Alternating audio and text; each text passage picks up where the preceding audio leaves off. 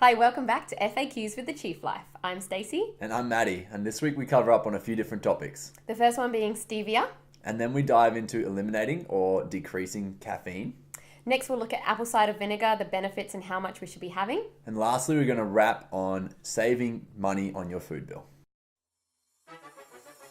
No matter what you need, Whenever you need it. there's one thing you can count on. We've got your back. Because that's how we roll here. At the Chief Life.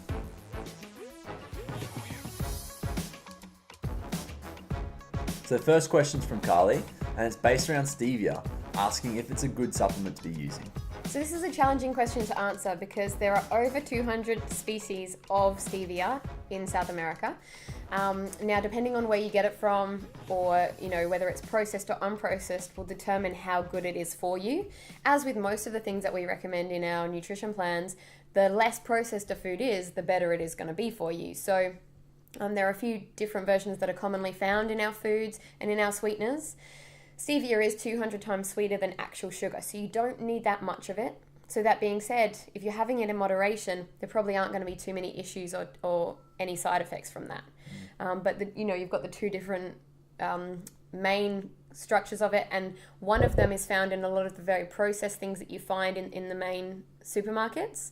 And then the less processed versions are probably found in health food stores and come in the form of powders and liquid drops rather than the granulated stuff that you find in the main supermarkets.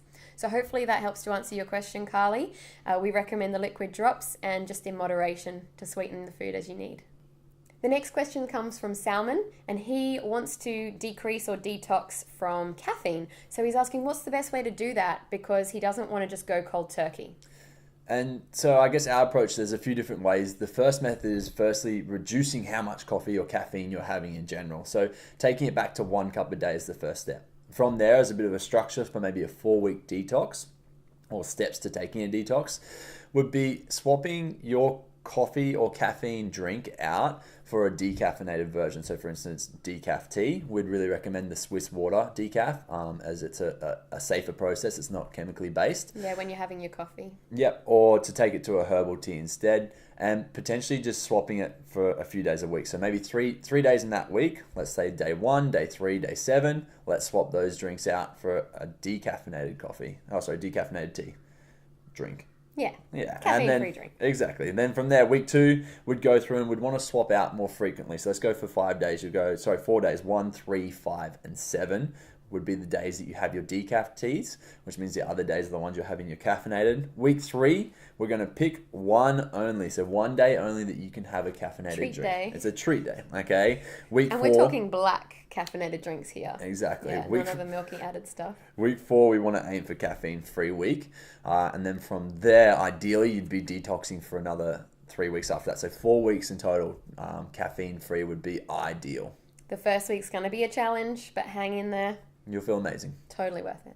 So the next question comes from Lee. She's asking about apple cider vinegar and what the benefits of apple cider vinegar are. So apple cider vinegar has been found to have a few health benefits. One of those being that it helps to stimulate digestion. So it releases more stomach acid from the stomach after eating, or even having it in the morning. It can really help to get things going and help with some motility in the gut as well. On top of that, it helps to decrease inflammation within the body. So if you're suffering from, sore joints or, arthritis and things like that, then sometimes taking some apple cider vinegar 1 to 2 times a day can really assist with decreasing those symptoms and decreasing that inflammation. So how much should you have? We recommend 1 tablespoon in the morning when you first wake up. Feel free to dilute it down with water. And then you can have some more later on in the day, maybe with a protein-rich meal, so that you can use it as a salad dressing or something like that to make it tastier when you're eating. So our final question, which we've been asked by a few members now, is how do I save money on my food bill each week? Specifically, this question comes from Lauren. Thank you, Lauren. So we've got a few different options to help you guys out with this. The first one would be buying in bulk. Going to your local fruit and veg market or to the local markets and buying fresh produce from the farmers. As well as going to something like a butcher and bulk buying butcher, so big cuts of meat that will last you a longer period of time. these are usually the cheaper options than going to, say, your major shopping centers to buy your food. We tend to find that buying bulk groceries from these shopping centers tends to cost quite a lot of money. You could share with friends. So if you are going to some markets, for example, in Brisbane, they've got the Rockley markets on Saturday mornings. Often people will go and buy in bulk as a co-op. So a couple of families will get together and share the produce. Only one of them needs to go and they can split the cost. Same thing with buying protein options as well. Obviously, this sounds like it could be quite a lot of effort, but once you guys figure out your routine with it, it becomes pretty seamless. And even though you might have to visit two or three shops instead of one, you'll actually save so much money on it. So it's definitely super worthwhile. One of the things that we do hear from some members is that initially their food bill goes up, but then once they start playing around with swapping meals around and bulk cooking certain meals like breakfast or lunch or dinner for the week, then they actually find that their food bill goes down. So it may take a few weeks for you to tweak it, figure out which of your meals on your meal plan are your favorite or which are the most convenient for you and the cheapest for you.